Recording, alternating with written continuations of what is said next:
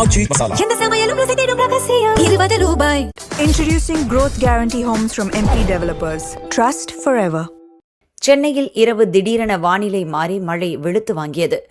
எழும்பூர், நுங்கம்பாக்கம், கிண்டி, Royapettah, Gopalapuram, Mylapore, GB road மற்றும் புறநகர் பகுதிகளில் கனமழை கொட்டி தீர்த்தது.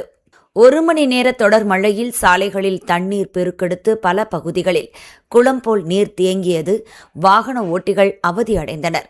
மோசமான வானிலையால் சென்னை ஏர்போர்ட்டிலும் விமானங்கள் தரையிறங்க முடியாமல் தத்தளித்தன.